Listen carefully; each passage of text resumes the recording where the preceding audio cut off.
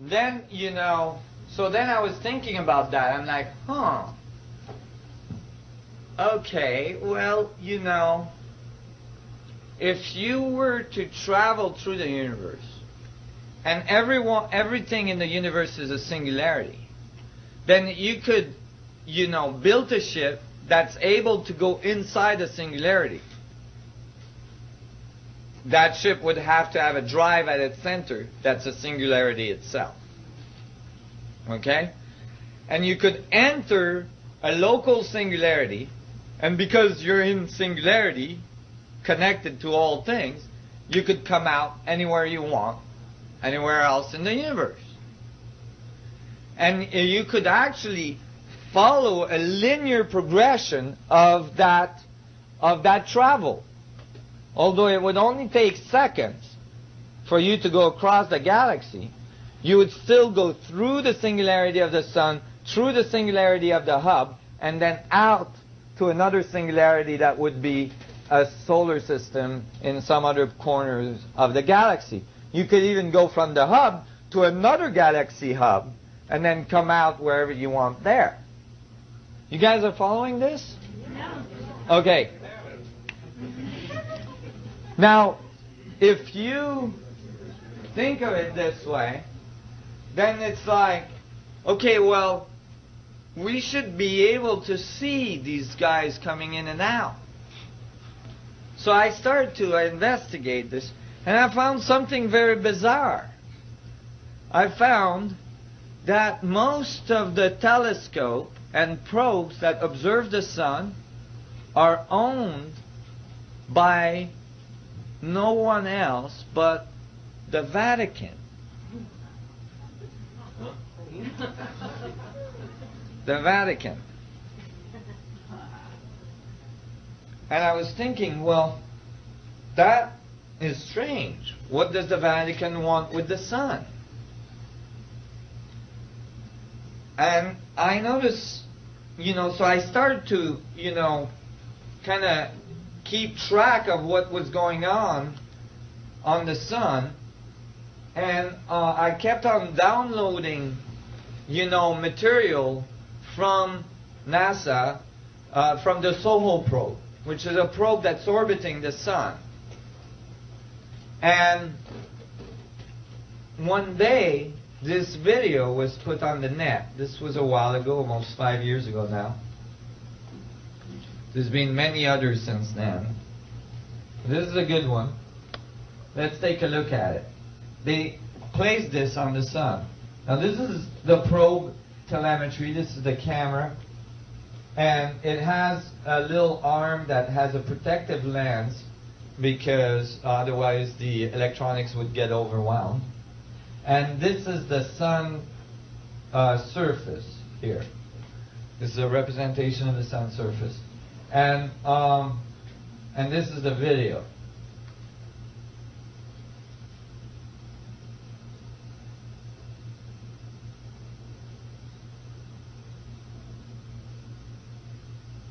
So this video was placed on the net saying comets, sun-gazing comet hits the sun.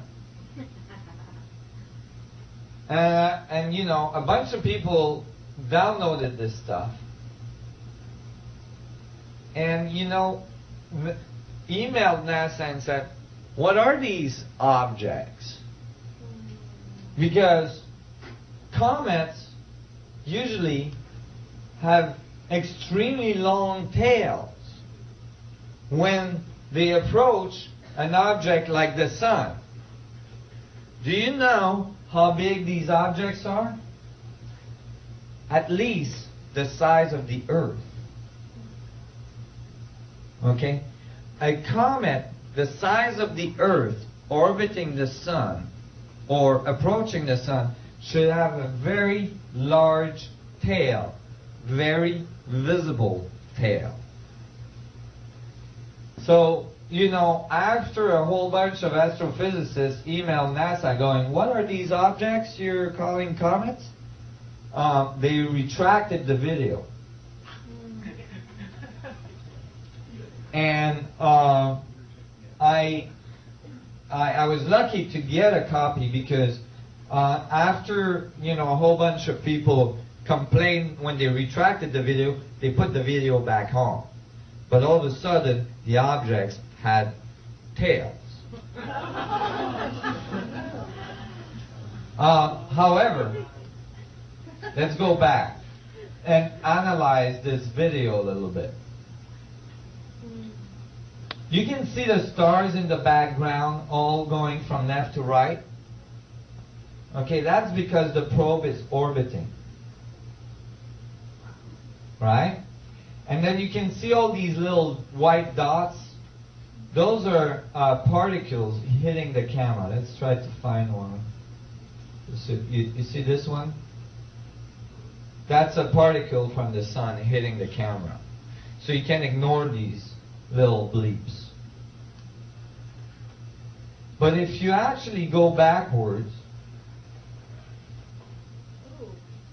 you will find that there is only one object going towards the sun at first.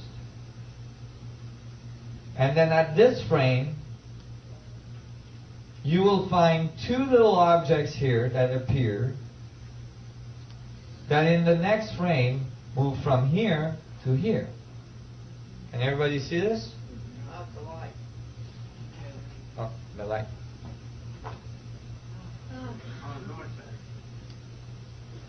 So, from here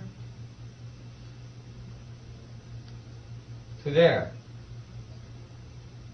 Right? Now, that's against all the other movements in the background. Okay? And then on the next frame, these two objects become one. Now, that's quite possible if the two objects ended up one behind each other. Right? So now it becomes one to an observer here. And then the next frame, these two objects become the second comet, which makes a 90-degree angle turn. See? Boom, become one, and then starts moving in this direction. So it came from here, it became one here, and then started moving in a completely 90-degree angle direction from where it was going. Now, the only comets that I know of that do that type of crazy movements are the ones that have little windows and little guys in the back waving. Okay? The size of the Earth. And here you can tell that the objects make most likely a full orbit of the sun,